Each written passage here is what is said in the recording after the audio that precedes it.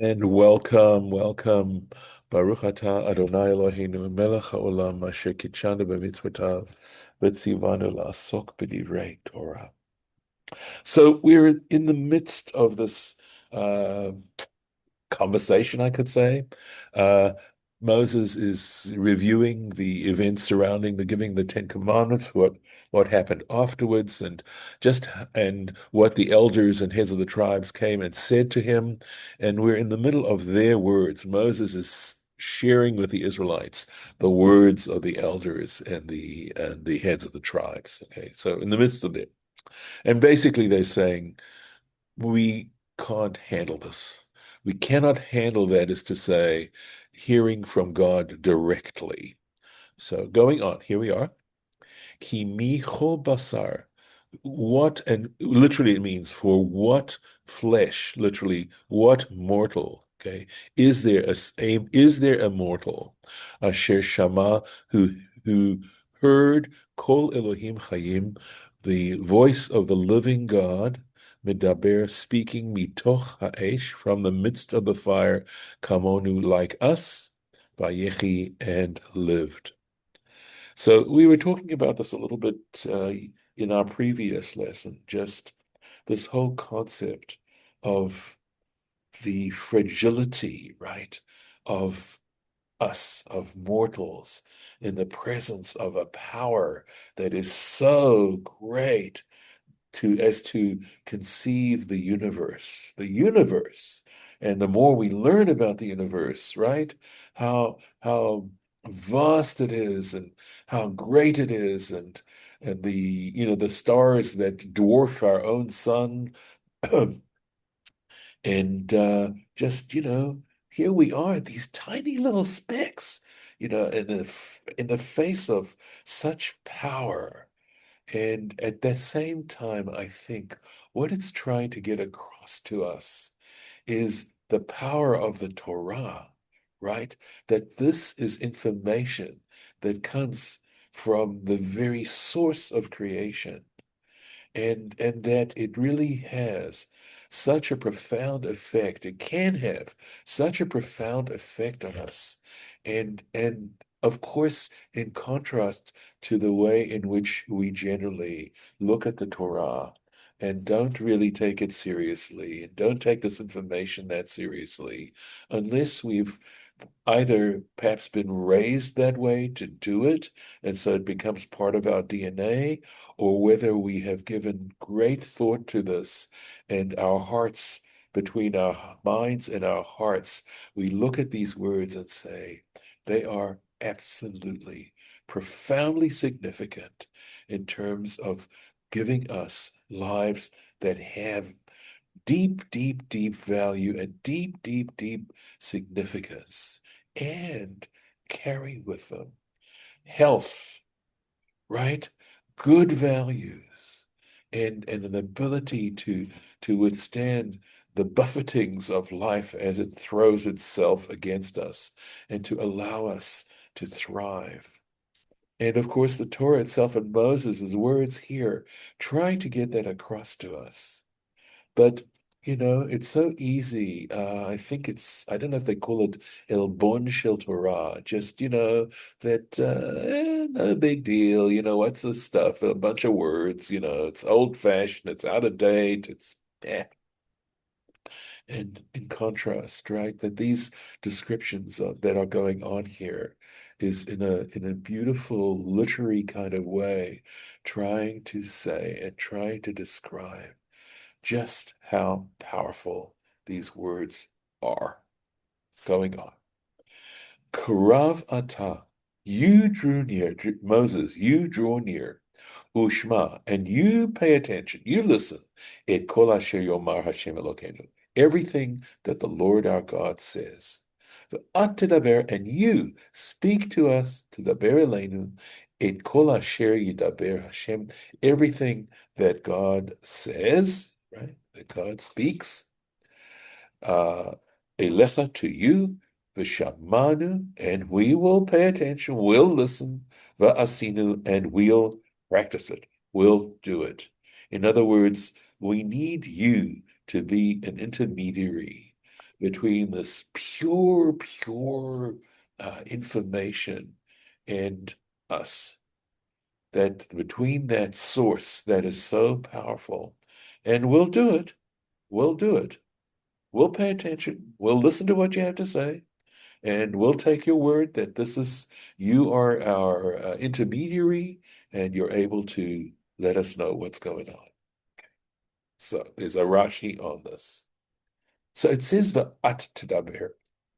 And those of you who know a little bit of Hebrew, you know that at is the second person feminine, right? So if it really was at meaning feminine, it would be tedabri, right? And it's tedaber, that's second person masculine. But the fact is, it doesn't say va'ata tedaber, which would be second person masculine. It says va'at tedaber, and that's what Rashi is going to hang on to. Va'at tedaber elenu, right? And you speak to us. He touched him. Now remember, Moses is saying, he is quoting the words of the elders and the heads of the tribes, right? He's the one who's quoting it. So he's Rashi's explaining that the reason why Moses quotes them as saying Va'at tedaber is he touched him, you weakened. You weakened, let's see, go on. Et kochi, you weakened my strength. Kenekeva, to be like a woman, right? So essentially, right, the idea that men are physically a lot stronger than women, generally speaking, okay? And that's what's being said here. That's the implication of the language here. In what way? Shenitzta arti alechem, because now I was really concerned about you. I really became very concerned about you. Why? Urifitim et yadi, and you weakened my hand. You took away my strength, right? Yadi, strength, hand, referring to power, control, right? It's interesting though, right? Because they were putting him in control. But let's see why he would say this. Kira iti, because I saw, Moses is saying, she'enechem charedim, because you were not excited, right? You weren't trembling in excitement. Lehit karev elav, to draw near to him, that is to God, me'ahava, out of love, right? Essentially, what is the connotation of love is a desire to be close. Love brings you close. It's a feeling, part of the feeling of love is this yearning to be close to someone or to the object of your love. And since you were saying to put me in between you and God, right? This direct connection to God, that I was already wondering, was this an excuse? Was this a way of sort of rationalizing, even though they were saying they were going to listen, etc.? This is at least how Moses is looking at it, according to Rashi's interpretation on this word at. V'chi lo haya yafeh lachem. And he's saying, and indeed, wouldn't it have been much more appropriate, lilmod mipi hagbura, to learn from the mouth of the all-powerful one, velo lilmod mimini, and not to learn from me, right? To have that opportunity of divine insight. So it's an interpretation. I mean, Rashi again gets it out of traditional texts, traditional interpretations, and just interesting, right? Because we're going to see, perhaps surprisingly, that as Moses goes on, that's Moses' opinion, right? That's Moses' opinion. However, Vayishma Hashem ekol direchem. The Lord heard the sound of your words, right? The voice of your words. The daberchem elai, when you spoke to me. Vayomer Hashem, and the Lord said, Elai, to me. Aha. That's the point, and this is what supports this. In other words, it's as if God is saying to Moses, You're wrong. You're wrong. Shamati et kol divrei ha'am hazeh. I heard the voice, the voice of the words of this people. Asher dibru elecha, which they spoke to you. And here comes the payoff. Heitivu, they were right. It was good. Tov, right? Good. Heitivu kol asher dibru. Everything they said was totally appropriate. It was great. I'm happy to hear them say that. So this is a little drama going on here, just from this word at, right? That we interpreted the way we did, and how it actually puts into much brighter context the text as we read them, right? So that's the point, Elecha, or Eli, that the Lord said to me, Moses, you're wrong. They were fine. They did just fine. And not only that, he goes on to say, "Mi iten, would it only be, were it not, right? Haya levavam ze lahem." They always had such a heart, right? This heart, I wish they always had it. Liyir'a oti, to fear me, to fear me. In other words, of course, we're saying they were afraid that if they heard God speaking directly to them, they would die. They wouldn't be able to withstand that, be so powerful. And I think part of what simply is being said, and this just underscores what I was saying before, is that in some ways it is, should I say, ghastly, the degree to which human beings ignore God and don't take God seriously and deny God, right? Were they only so that the fear of God means taking God taking the creator of the universe as a very serious, serious power that makes all of existence, makes our awareness of existence, everything that functions about us possible, and not to say, you know, it's just this is nature, okay, or it's our own intelligence, or whatever it is.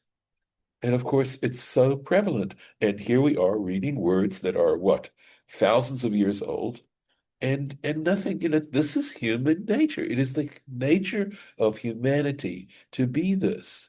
But in some ways you could say, well, why didn't God create us in a way where we would just automatically understand what it is to fear God? And the answer I think I have is because that makes the fear of God, that if you choose, if in your own mind and in your own heart, you decide to take God in this serious kind of way, it's to your credit. Whereas if you were automatically going to do that, there'd be no merit in it. And so it's part of that statement, according to the effort, so is the reward. And to say that there is something so profoundly worthwhile about human beings being able to overcome their possible tendency to ignore their creator and to decide to have this relationship with God. That it's a teeny, teeny little bit of space, as it were, that God gives us in terms of our free will. There is this saying that everything is in the hands of heaven except the fear of heaven. So, as human beings, we're created with this ability, maybe this tendency to ignore our Creator. And when we're able to look into ourselves and try to be really, really truthful about the blessings that we have, to be able to develop a profound sense of gratitude, etc., in relationship to that ineffable source of everything that we have. That is a great accomplishment. And then, of course, the Torah tries to map out for us a path of life in order to be able to express that appreciation. So, were it only that they were to fear me, velishmor, and to guard et kol mitzvotai, my commandments, kol hayamim, forever, right? All the days. Leman, in order, Yitav lahem, that it should go well with them, Velivnehem, and their children, Leolam, forever. Right? It's Deuteronomy is sharing with us some foundational concepts of what it is to live life as a human being in relationship to the creator of the universe, and to ask ourselves, what is our relationship? And you know, for years I always toyed around, what's the reason for keeping kosher? And are there in fact profound health reasons? And I used to think, not that this isn't true, you are what you eat. Okay. I mean, right, everything we consume becomes part of our system, right? So maybe that's the reason. But I believe I have a better reason now. And that is that once you're willing to believe and take on a concept of a divine, ineffable, transcendent creator, and your relationship of gratitude to that creator, to be filled with a sense of appreciation for all those elements that make life possible, you want to express that appreciation. And keeping kosher on a very basic level is a way, or keeping mitzvahs in general, is saying, how do I really express my appreciation? But I'm going to go a step further, especially in the times we're living in right now politically, and say that kashrut is a very simple way in which to recognize that we need to be in control of our appetites. That if we allow our appetites to control us, we are on the path of self-destruction. We need appetites in order to survive.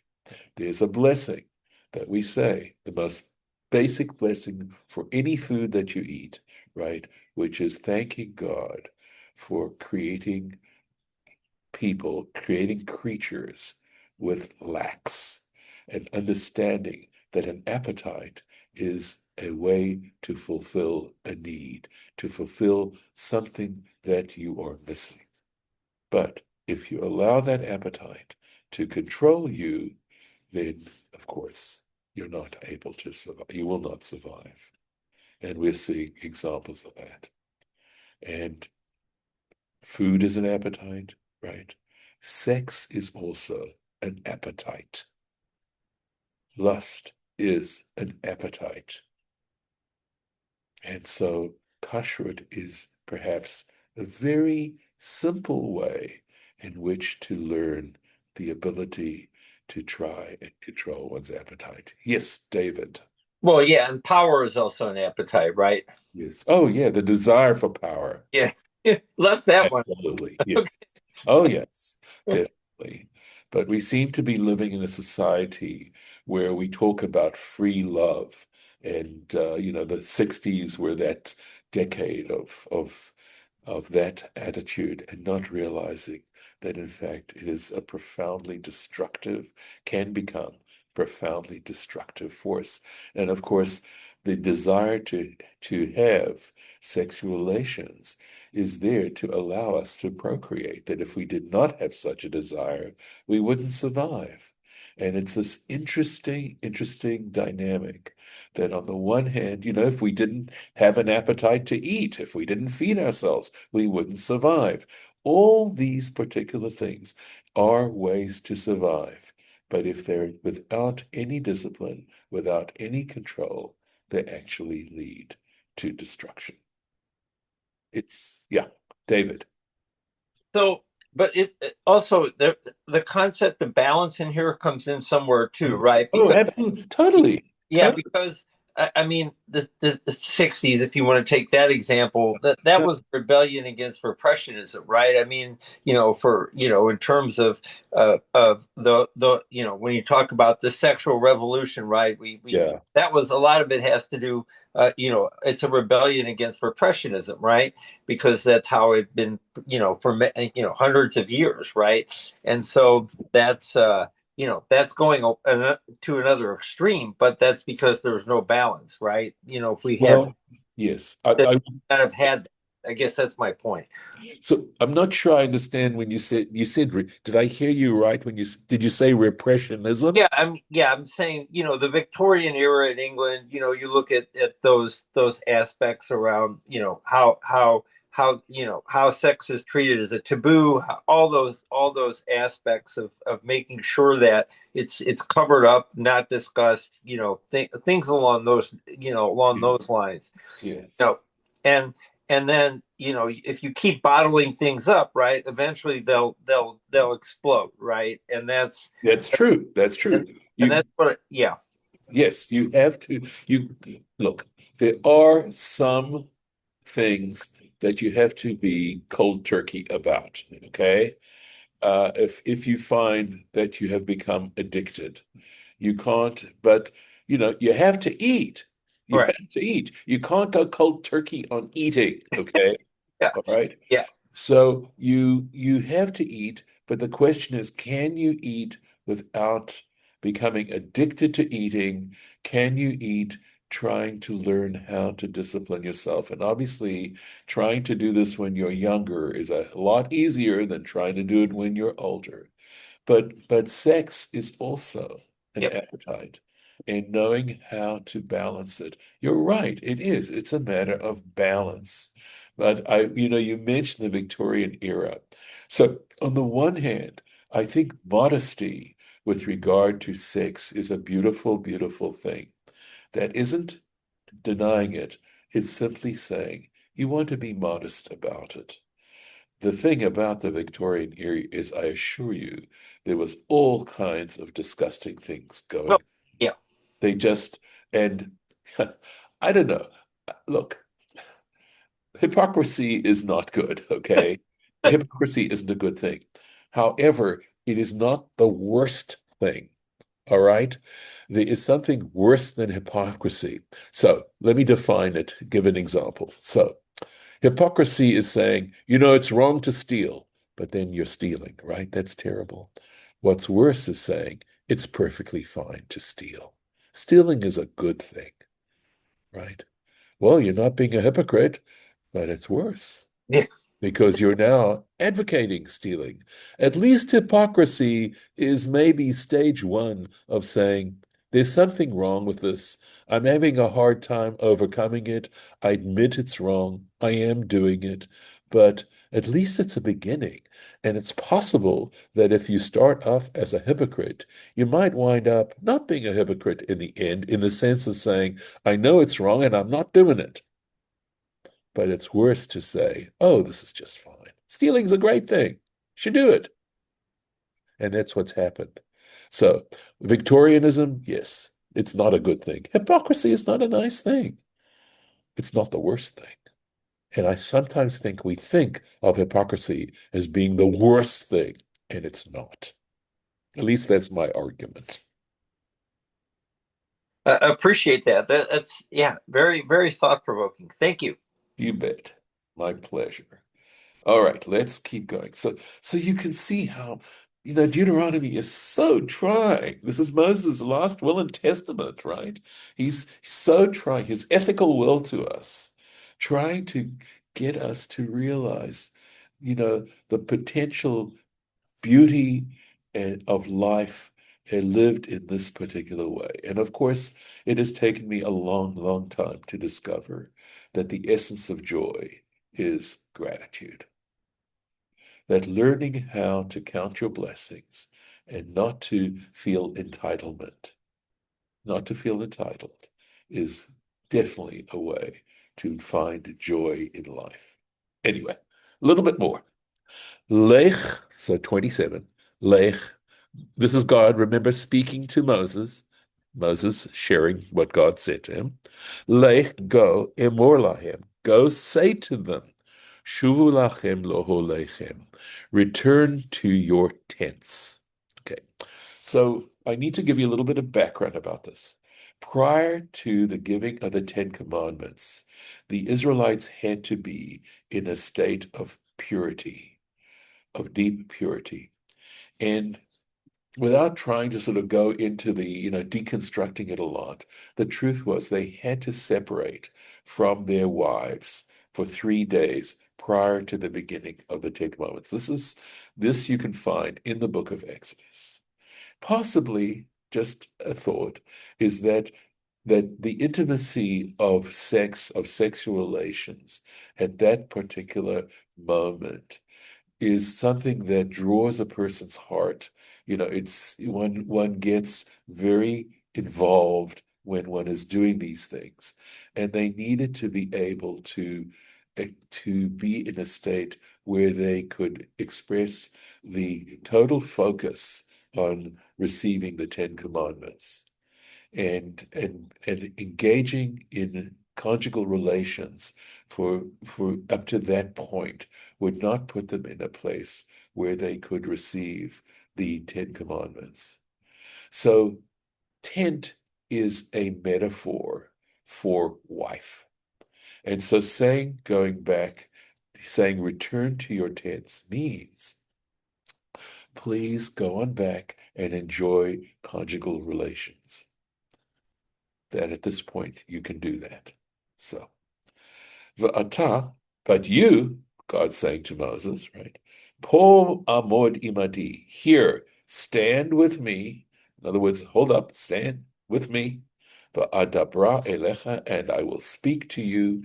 Hekol hamitzvah, all the commandment, v'hachukim, and the statutes. Chok generally is a commandment that doesn't necessarily have a rational basis to it. V'hamishpatim, and the ordinances. Mishpatim generally have to do with laws involving justice, right? Asher telamdem, which you will teach them. V'asu ba'aretz, so that they can practice them in the land. Asher anochi noten lahem l'rishah, which I give to them as an inheritance. So, my sense is that the title of the land, the title to the land of Israel on the part of the Jewish people is intensely involved in the performance of divine commandments. And again, extrapolating from this, that in performing divine commandments, it is a way of the divine coming into the world. That when you are performing divine commandments, in a sense, you are an extension of the divine. And the land of Israel, of course, being in the very heart of Asia, Africa, and Europe, is a way of symbolically trying to express the notion of the divine entering the world. That every human being, as being created in the divine image, has that potential of bringing a little bit of that divine into the world. And the land of Israel was ideally suited for that, but in terms of its location, etc., to do that. Of course, we also know, if you live in California, well, how wonderful a Mediterranean climate turns out to be. Anyway, so ushmartem, and you shall guard la'asot, to perform. Kasher tzivah Hashem Elokechem. So I think this is Moses now turning to the Jewish people and now saying to them, you shall guard, to do, to practice. Kasher tzivah Elokechem, just as the Lord your God has commanded you. On a little bit. Lo tasuru yamin small. You shall not turn away left or right. In other words, you need to devote yourselves to being able to live lives that reflect these commandments and the way to behave. And we'll stop here for today. And I will mark the space. We'll try and pick this up if we can tomorrow. So I'm going to stop the share here. Any comments before we go offline, so to speak? Any other thoughts, questions? Okay, thank you.